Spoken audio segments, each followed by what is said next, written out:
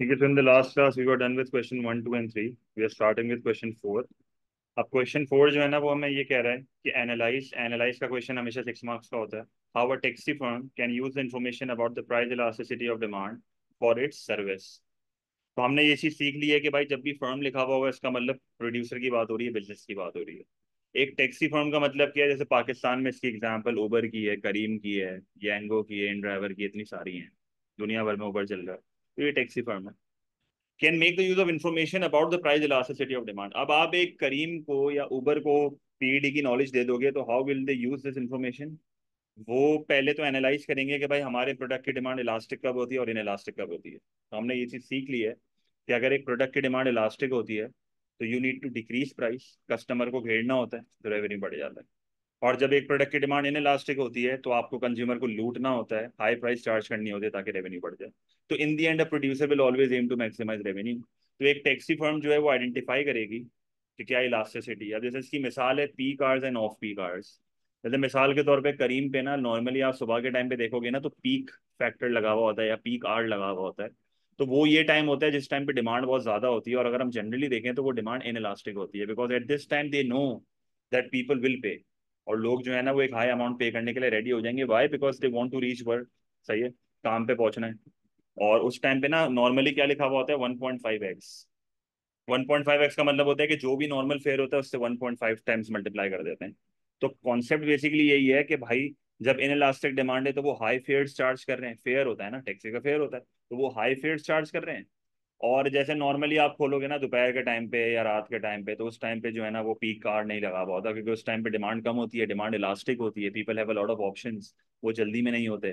तो उस टाइम पे जो है ना वो कुछ भी नहीं लगा हुआ होता, तो नॉर्मल फेयर होता है, कम फेयर होता है। तो वो इलास्टिक डिमांड वाला फैक्टर है जहाँ पर प्राइस कम होती है तो रेवेन्यू बढ़ जाता है। इसका मतलब हर बिजनेस पीडी की नॉलेज को यूज कर सकता है। तो यहाँ पर मिसाल टैक्सी फर्म की है because it is a service. सही है। तो क्वेश्चन 4 जब आप करोगे ना तो आपको सबसे पहले पीईडी को डिफाइन करना चाहिए, फिर आप ग्राफिकली देखो, ग्राफ का इसने बोला नहीं है पर हमारी आदत है हम 6 मार्क के सवाल में ग्राफ बनाते हैं। हम ग्राफिकली उसको ये चीज शो करेंगे कि किस तरीके से ये इलास्टिक डिमांड में क्या करेगा और इन इलास्टिक डिमांड में क्या करेगा।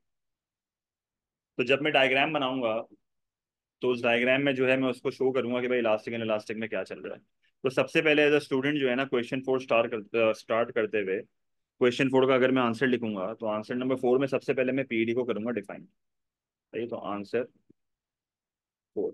तो आंसर 4 में सबसे पहले मुझे पीईडी को डिफाइन करना चाहिए। तो price elasticity of demand measures the responsiveness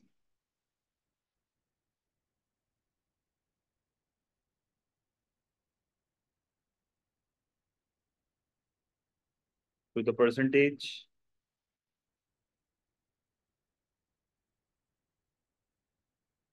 change in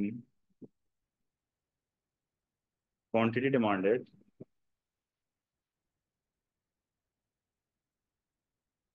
to the percentage change in price।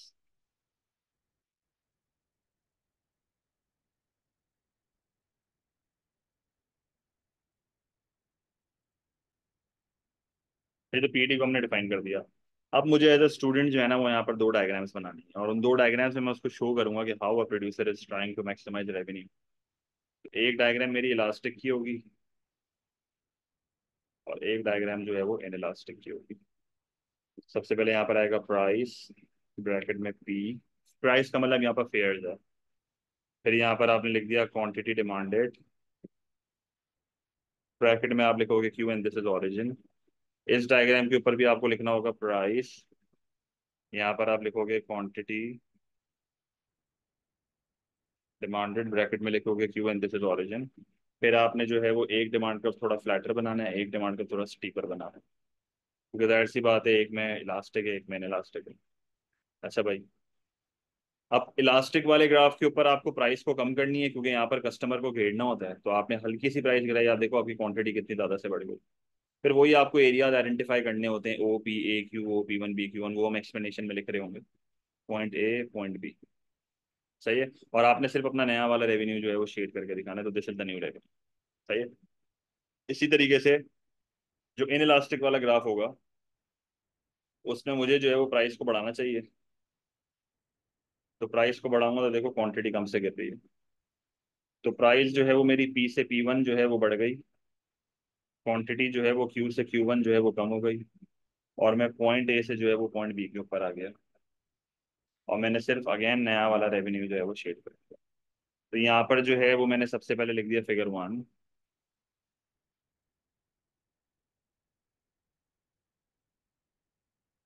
And this is figure 2। ठीक है, अब इसको एक्सप्लेन कैसे करना है, आप शुरू करोगे फिगर 1 से, as shown in figure 1।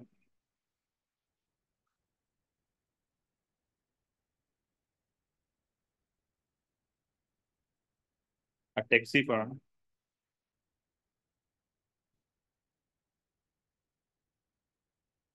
During peak hours,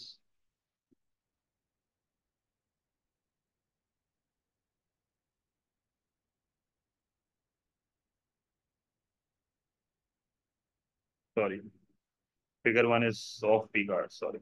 a taxi firm during off peak hours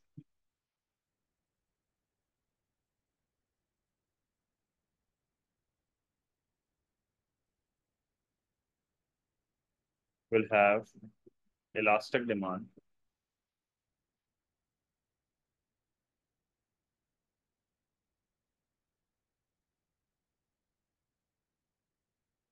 where a small change in price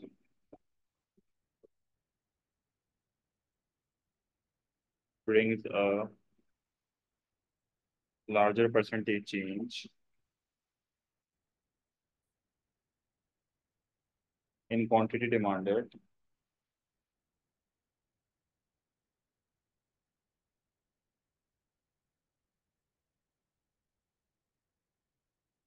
due to availability of substitutes।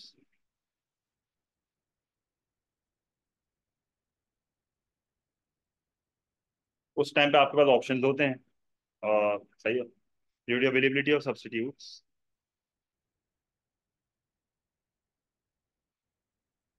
A taxi firm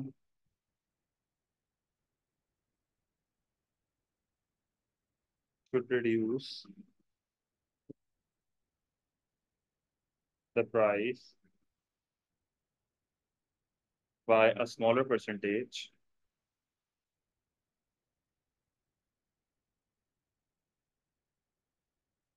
which will extend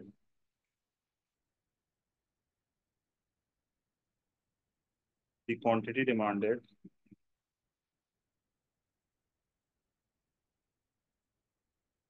by a larger percentage,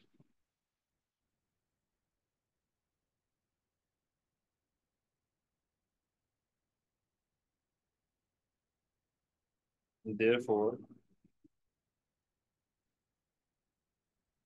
total revenue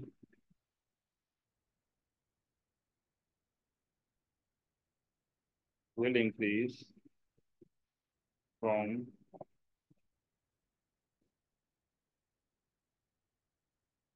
OPAQ to OP1BQ। I think ये अब area तो बहुत simple है, इसमें कोई बड़ी बात नहीं है।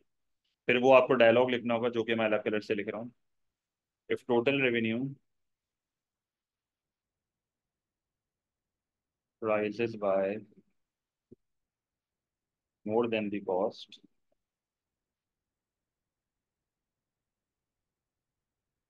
then only profit will increase।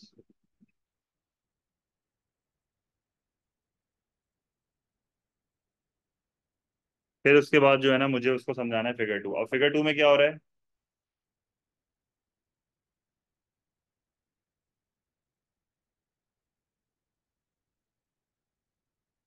ये सही है अनुष्का, बट अगेन अगर हम क्वेश्चन के पॉइंट ऑफ व्यू से देखें तो वहां पर यहाँ पर तो हमें यही पॉलिसी समझानी पड़ेगी ना। हम जनरली टैक्सी फर्म की बात कर रहे हैं, तो जाहिर सी बात है ना कि तभी तो हम प्राइजेस कम कर रहे हैं। इलास्टिक के केस में तभी तो हम प्राइस कम कर रहे हैं, यही तो पॉइंट है सारा जो आप कह रहे हो कि कंपटीशन ज्यादा होता है, सब्स्टिट्यूट ज्यादा होते हैं, तो एक करीम या उबर या जो भी टैक्सी फर्म है उसको यही पॉलिसी अपनानी चाहिए कि वो प्राइस कम से कम रखे, ताकि उसका रेवेन्यू बढ़ जाए और कंपेटिटर्स के कस्टमर इसके पास आ जाए। या आप ये भी कह सकते हो कि लोगों जो हैं वो लोगों के पास दूसरे ऑप्शंस भी होते हैं, तो वो उन ऑप्शंस को छोड़ के आपके पास आ जाए, not even other taxi firms, और भी बस हो गई या कुछ भी हो गई। तो इलास्टिक के टाइम पे आप फेयर्स को कम करोगे ताकि आपकी क्वांटिटी ज्यादा से बढ़ जाए, आपका रेवेन्यू बढ़े। ठीक है। इन इलास्टिक के टाइम पे क्या करेंगे? इन इलास्टिक के टाइम पे जो है ना, हमें ये पता है कि पी कार्ड्स होते हैं, ठीक है। तो as shown in while in figure two, while in figure two, अब देखो यहाँ पर क्या लिख रहा हूँ। फिगर टू बेसिकली रिप्रेजेंट कर रही है ऐसा टाइम पीरियड जहाँ पर बहुत ज्यादा रश है। सही है। और रश का मतलब रश ट्रैफिक वाली नहीं हुआ, रश है, लोगों को जल्दी है। तो उस टाइम पे लोग प्रेफर करते हैं कि भाई हम जल्द से जल्द काम पे पहुंच जाएं। तो उस टाइम पे लोगों की मजबूरी भी होती है, ट्रैवल तो करेंगे ही, महंगा हो के ना हो। तो as shown in figure two, a taxi firm during peak hours, सही, during peak hours when consumers are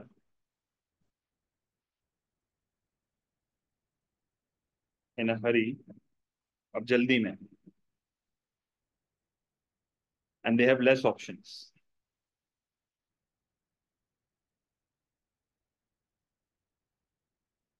और जनरली सभी बढ़ा देते हैं इस टाइम पे, जनरली इस टाइम पे सभी बढ़ा देते हैं। तो दे have less options, it can increase the price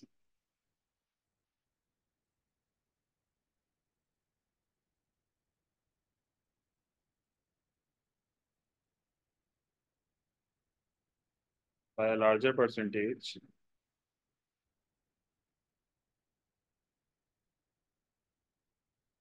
which will, मैं आपको इसकी एमएस भी दिखाऊंगा अभी, which will contract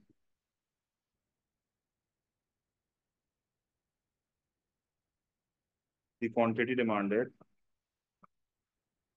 by a smaller percentage,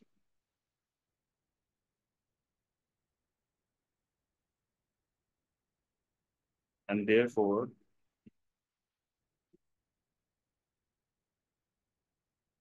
total revenue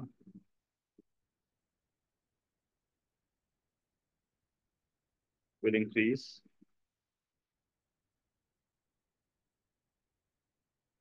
from OPAQ to OP1BQ। सही है।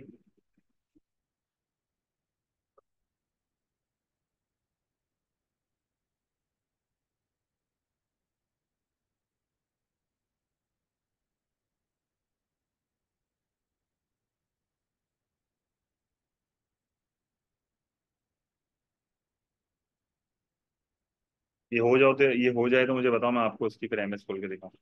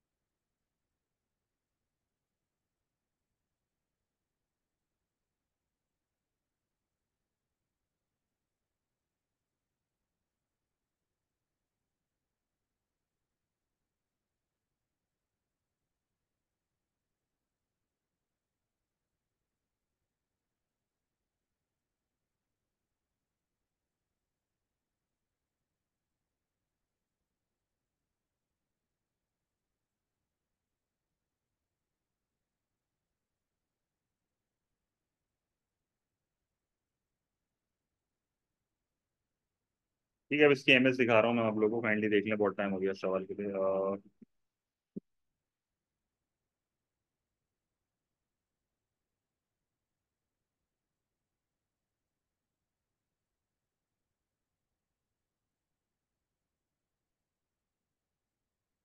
ये देखो इसकी मार्किंग सीन देखो जरा। Information of PD can influence the firm's pricing strategy, could be used to determine whether the demand is elastic or inelastic. If demand is elastic, a change in price will cause a greater change in quantity demanded. A reduction in would raise the revenue.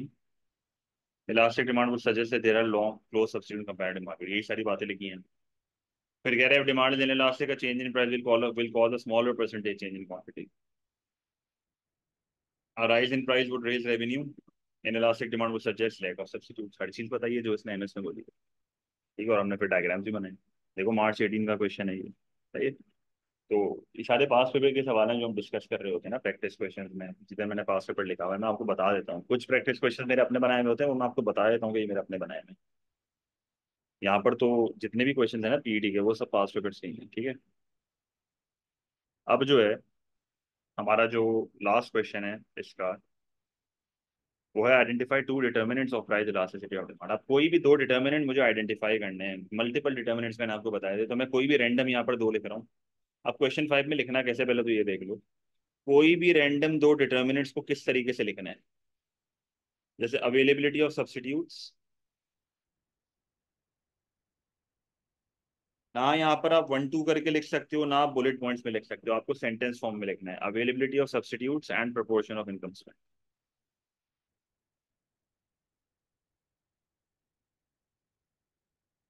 This is the answer for to.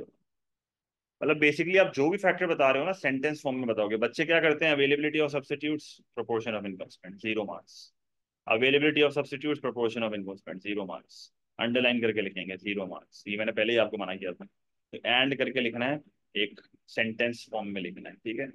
सो ये हमारे जो question है ना PD and revenue के, वो हमारे सारे पास के क्वेश्चन हो गए जितने भी आए अब तक। मेजोरिटी कैटेगरीज हमने सारी कर ली।